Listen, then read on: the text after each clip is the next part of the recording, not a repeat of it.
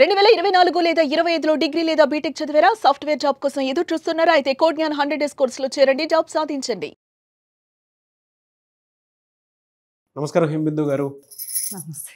742వ money Mantra video.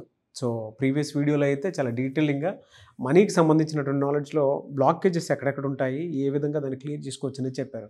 And మన subconscious mind కూడా ఆటోమేటిక్గా ఫీడ్ అయితే ఎలా మన పని మనం చేసుకుంటూ వెళ్ళిపోతాము యాంత్రికంగా అనేటువంటి విషయం చెప్పడం జరిగింది. ఈ వీడియోలో ఏం చెప్తున్నారు? కొంతమంది మనస్తత్వాలు ఎలా ఉంటాయంటే చక్కగా వాళ్ళకి అన్ని రకాల నైపుణ్యాలు ఉంటాయి. అంటే ఒక జాబ్ చేస్తున్న అబ్బాయికి కావచ్చు, ఇంకే ఒక హోటల్ మేనేజ్మెంట్ చేస్తున్న ఒక అమ్మాయికి కావచ్చు, ఇంకా అబ్బాయికి కావచ్చు, ఏదైనా దేంట్లోనైనా కొంతమందికి వాళ్ళకు ఉండవలసిన టాలెంట్ ఉంటుంది. సమర్థవంతంగా దాన్ని పూర్తి చేస్తూ ఉంటారు. కానీ దాన్ని పెంచుకోవాలన్న ఆలోచన మైండ్లో ఉన్నప్పటికీ కూడా డబ్బు పరంగా అనుకుంటుంటారు, కానీ దాన్ని ఎలా ఎక్స్ప్లెయిన్ చేయాలి బయటకి అనేది వాళ్ళకు అర్థం అవ్వదు. కానీ మైండ్లో మాత్రం సబ్కాన్షియస్లో చెప్పుకుంటుంటారు.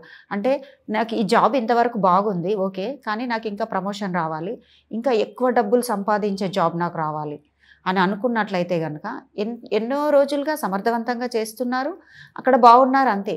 కానీ అప్పుడు తనకి తాను చెప్పుకోవాలి, నాకు ఇంకా ఇంతకన్నా ప్రమోషన్ వచ్చింది అంటే ప్రస్తుతం ఉన్నదానికి కృతజ్ఞత చెప్తూ నేను అతని దగ్గర ఉంది ఆ పై జాబుని స్వీకరించి ప్రమోషన్లోకి వెళ్ళి అక్కడున్న పనిని కూడా సమర్థవంతంగా చేసే నైపుణ్యం అతని దగ్గర ఉంది.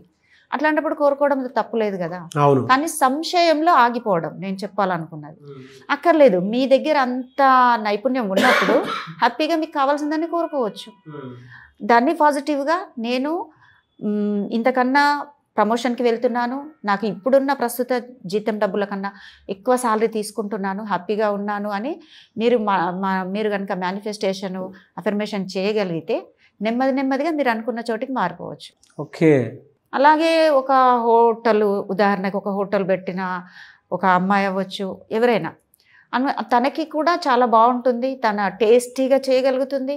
చాలామంది చుట్టుపక్కల ఉన్న వాళ్ళు దాన్ని మెచ్చుకుంటారు, బాగుంది అని అంటారు, అంత మటుకే తెలుసు. కానీ తనను స్ప్రెడ్ చేసుకొని ఇంకా పెద్దగా చేసుకొని జనాలందరికీ ఇంకా పెద్ద మొత్తంలో అందరికీ టేస్టీగా చేసి ఎదగాలన్న ఆలోచన తనకు ఉంటుంది. కానీ ఎలా అనేది స్పష్టంగా సబ్కాన్షియస్కి చెప్పడం లేదు. అంటే ఇక్కడ ఆగిపోతున్నారు.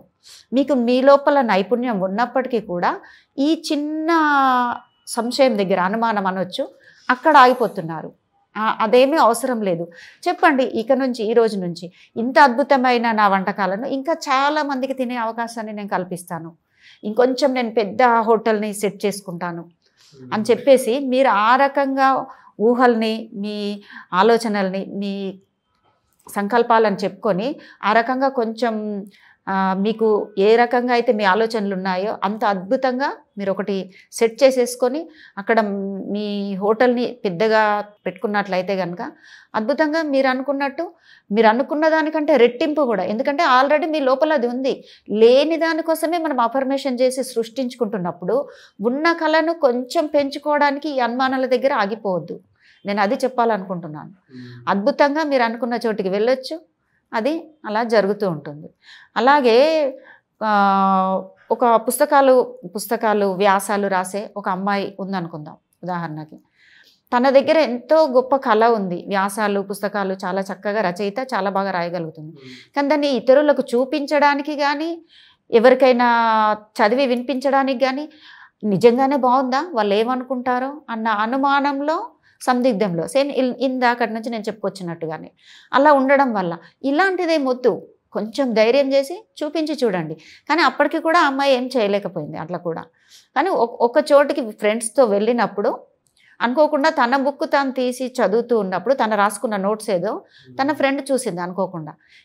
ఇంత బాగా రాశారు, మీరు ఎందుకు బ్యాగులో పెట్టేసుకొని చెప్పొచ్చు కదా, ఇంత బాగా ఉంది మీరు అంటే, మీరు సహజంగా చెప్పాలంటే మీరు ఒక రచయిత అని చెప్పొచ్చు. ఇంత మంచి కళ మీ లోపల ఉంది, ఏం పర్లేదు, ఇక నుంచి మీరు రాయాలనుకున్నది రాయండి అని చెప్పేస్తే అప్పుడు తనకి ఒక కొత్త ఉత్సాహం అనేది వస్తుంది, ధైర్యం అనేది వస్తుంది. అంటే ఎవరో చూసి చెప్పే వరకు మీ అంతటా మీరు ఆగిపోయి ఉండక్కర్లేదు. మీ దగ్గర ఏముంది అనేది మీకు మీరే గుర్తించి మీరు అనుకున్న దాన్ని చాలా ఈజీగా బయటకు తీసుకురావచ్చు. అలాగనుకొని అలా గనుక మీరు కొంచెం ధైర్యం చేసి మీ దగ్గర ఉన్న కళని బయటకు తీసుకురావడానికి మీరు అనుకున్నది ఏదైనా చెప్పాలనుకున్నది కొంచెం ఫ్రీగా చెప్పగలిగినట్లయితే ఫ్రీగా చెప్పాలి, పాజిటివ్గా చెప్పాలి. పాజిటివ్గా చెప్పాలి అంతే. ఎక్కడున్నదైనా పాజిటివ్గా చెప్తూ ఫ్రీగా చెప్పినట్లయితే మీరు అనుకున్న చోటికి మీ గమ్యాన్ని చేరుకోవచ్చు. మీరు అనుకున్న సక్సెస్ ఉంటుంది. దాని ద్వారా మనకు కావలసిన డబ్బును కూడా ఈజీగా సంపాదించుకోవచ్చు. ఏదైనా ఒక విషయం పాజిటివ్గా అనుకొని అది సక్సెస్ చేసుకోవాలంటే ఎన్ని డేస్ పట్టే అవకాశం ఉంటుందండి? ముఖ్యంగా అయితే ముందు దాన్ని పాజిటివ్గా ఏ అలవాటు లేని వాళ్ళకైతే కనీసం 11 నుంచి 20-21 రోజుల వరకు దాని అలవాటుకు సరిపోతుంది. ఓకే, ఉన్నమాటే చెప్పేసేయాలి. తర్వాత దాంట్లోకి మీరు నెమ్మదిగా అడుగు పెట్టడం అంటూ జరుగుతుంది.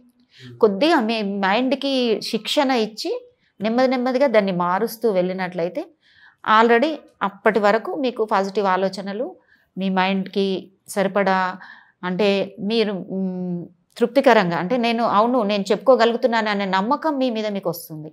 ఆ తర్వాత నుంచి మీరు పాజిటివ్ అఫర్మేషన్స్ నేను చెప్తున్నాను తెలిసిపోతుంది ఈజీగా. ఇక నేనేమీ మాట్లాడట్లేదు, నెగిటివ్ ఏం మాట్లాడలేదు, చక్కగా నేను పాజిటివ్ పదాల్లోకి వచ్చేసాను అని. అప్పుడు ఆ తర్వాత నుంచి ఒక 21 రోజు నుంచి మీరు అనుకున్నవి జరగడం కానీ మీకు తెలుస్తూ ఉంటుంది. చిన్న తేడాలతో మీకు అర్థమవుతూ ఉంటుంది. అంటే ఎక్కడికి వెళ్ళినా మీకు పాజిటివ్ ఎదురవ్వడం అనేది జరుగుతూ ఉంటుంది. చాలా మంచి information. Thank you so much Bindu గారు. సుమన్ టీవీలో మీ పర్సనల్ అండ్ బిజినెస్ ప్రమోషన్స్ కోసం కింది నెంబర్కి కాంటాక్ట్ చేయండి.